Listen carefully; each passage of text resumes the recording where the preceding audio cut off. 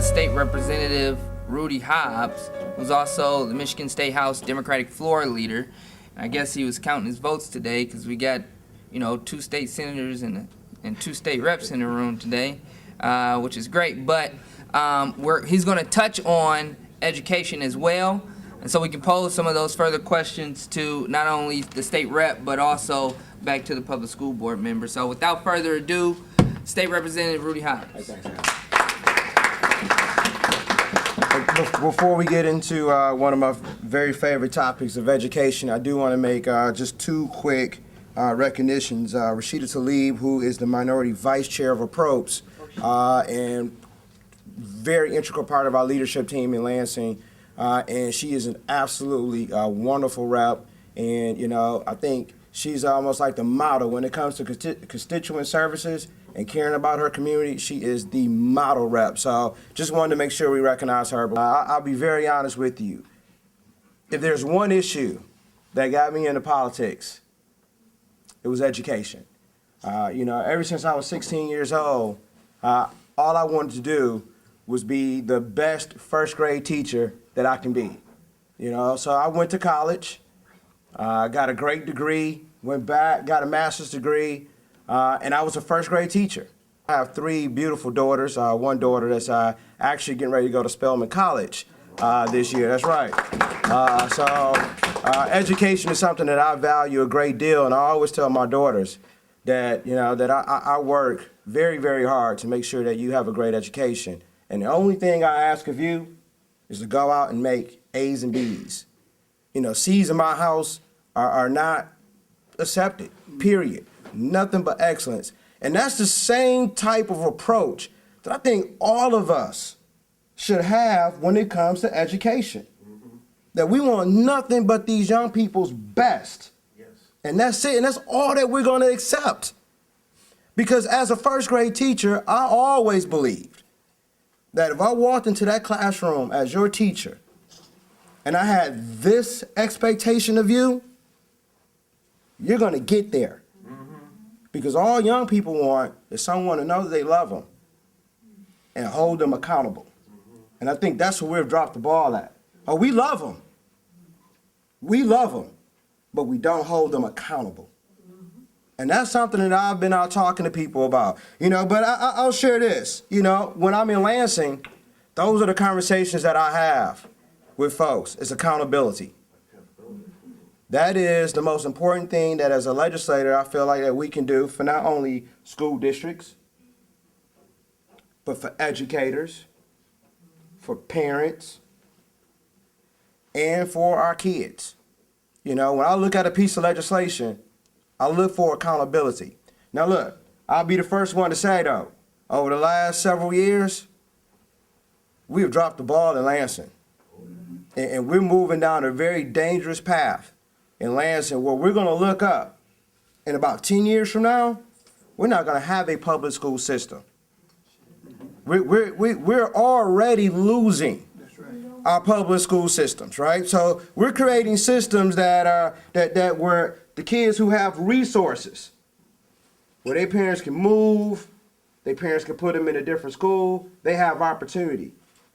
Parents who don't have resources are stuck in failing schools. And it's our job to make sure that we provide a quality education for everyone. And that's what we fight for in Lansing. So when we see things like the EAA, now I'll be the first to tell you that, look, as a former elementary school teacher, I'm all for finding new approaches about how do we educate kids, what works in the classroom. I'm not about takeovers. Because the one thing that got me out of the classroom was when John Engler came over and took over Detroit Public Schools. And I'm trying to figure out as a first grade teacher, how does a man from Bill City, Michigan, who's never walked a day in his life in Detroit Public Schools, take it over? And that has been my motivation ever since 1999. And so when I see things like the EAA, things that are unproven, You know, look, folks are trying to figure out, you know, how do we best educate these kids, right? They have a different approach. There's no grades. There's a computer-based, you know, learning system. And that's all wonderful. It's an extended school year, you know, so that it'll reflect a year-round type of environment. That's all wonderful. But what they're trying to do with the EAA is very different. You know, what they want to do is expand it to 50 schools. We don't even know if this thing working or not, right? You know, but it's an experiment. It's an experiment that has not been proven yet. And so when you try to really talk, you know, common sense with your, you know, your colleagues on the other side of the aisle, they don't want to hear that. Because what drives everything in Lansing today in education is money. That's right. The education budget is about $14 billion. And they want every piece of that budget. They want to make sure that they have an opportunity so their friends can get a piece of that pie also. You know, it's not enough just to have, you know, $1.8 billion in tax breaks and put that back in your dollars. We not only want your tax dollars, we want your school aid dollars too. You know, that's the budget that they're looking for. So when you look at the EAA, again, you know, it started, I believe that, you know, they have some folks in there that want to figure out how do we educate failing kids, at-risk kids and kids in failing schools. But to expand to 50, that's nothing but a money grab. And then the other piece that I always love to ask the question, why does the EAA need to charter schools? Right. Exactly.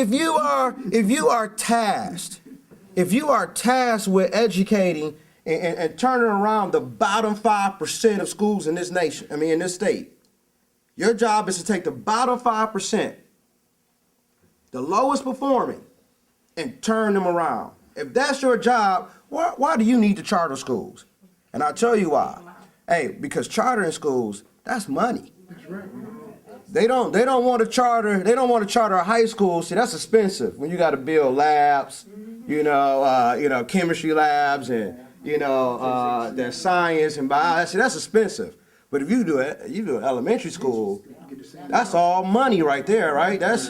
And you go out and you collect the $7,200 or whatever that per pupil funding is at the state level right now. I think it always shifts every time we cut and add and then cut again. So that's money for them. Another piece with the EAA that we were able to kind of get out of because they had a bill last year. We killed it during lame duck, and then they brought it back and actually passed it this week in the House. And it took them, actually it's Thursday, it took them about 6-7 hours to get the votes. They twisted some arms and they got the votes they needed. However, they wanted to take over buildings. That's the other piece, right? They wanted to, make sure that Detroit Public Schools or Muskegon or wherever they would take over a school that, look, when you mothball a school, when you close a school, it's, the law was going to require that Detroit keeps a school at a certain standard on their dime. Mm-hmm. They couldn't sell the school until the EAA said, we didn't want that school. So they was like holding districts hostage and costing districts money. This thing kind of went well beyond the scope of educating kids, and it started to really get into the finances piece. So, but the EAA did pass. It passed with 57 votes, so it was a very close vote. Again, like I said, it was a arm twisting contest, and they actually got the votes.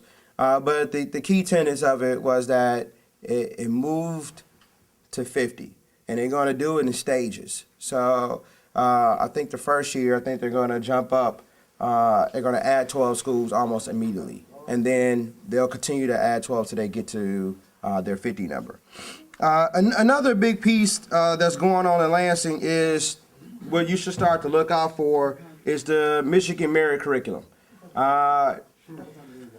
In 2000, I believe I want to say 2008, I'm not sure, Bert, you think you were in the House at the time, and I think Senator Hopgood was also in the House at the time, where the governor and the Democrats kind of put together this a higher standard in terms of curriculum, where we asked kids in Michigan You know, that we wanted you to get to a certain standard. We wanted you to get to Algebra 2 in math.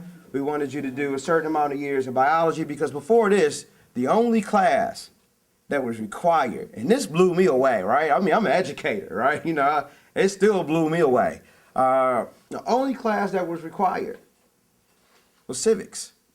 That was it.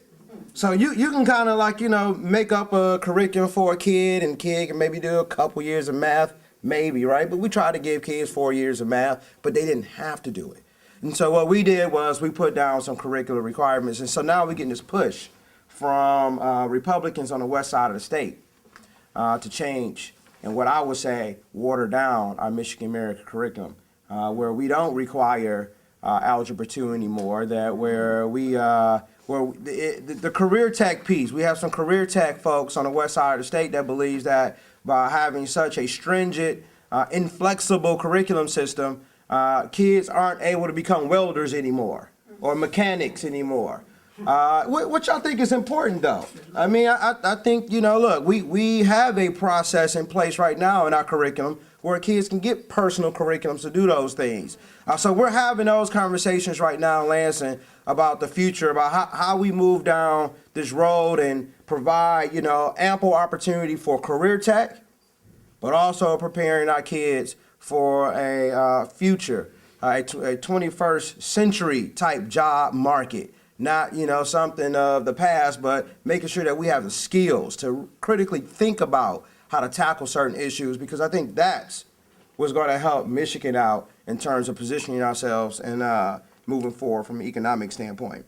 And then I think the other piece that you guys kind of heard of is we've been having this really this funding battle over the last couple weeks or so with the right to work being passed. And we have Wayne State, University of Michigan, Taylor Public Schools, several other school systems, some in Macomb County, that have signed, you know, these really long contracts, maybe 8 to 10 year contracts. And you have Republicans coming to say, you know what, if you sign a contract, because we think you're skirting right to work, you know, it's kind of one of those things where they can't keep spiking the ball. You know, you kind of like, you know, look, man, you won. You got right to work. It's good. It's over. It's done. Now, what an employer and his employees do, you know, should be absolutely none of your business. You know, when we passed right to work, they kept saying, oh, it's the freedom. You know, it's the freedom to choose for the workers. Well, the workers are choosing these 8-year contracts. And so respect that. And so now we're having this fight where they're trying to put some language in. Not sure how far it's going to go in the Senate. Matter of fact, I'm hoping it doesn't even fly in the Senate. But in the House, there's plenty of support to say that if your contract does not show 10% in savings, and then we're going to cut you at a certain amount. And so that for Wayne State, that's like $27 million almost. For Michigan, for the University of Michigan, that was like $41 million. So now we're taking dollars, precious dollars, for institutions that are going to be responsible for helping us turn the corner in our Michigan economic comeback. So now we're setting them back, you know, millions of dollars and punishing them. So I'm not sure how they expect for them to be partners in helping us educate kids, because when you cut a college to the tune of $40-something million, where do you think they're going to make that money up? Tuition. So that's the money that we're going to have to pay for our kids and make school unaffordable and unattainable and inaccessible. So, you know, it's kind of one of those things, they're being very short-sighted. How about I say that? But I'm hoping that the senators, some Republican senators step up, and I know they have already said that, you know, they are not in favor of it. I want to thank, let's thank State Representative Rudy Hobbs for coming. Being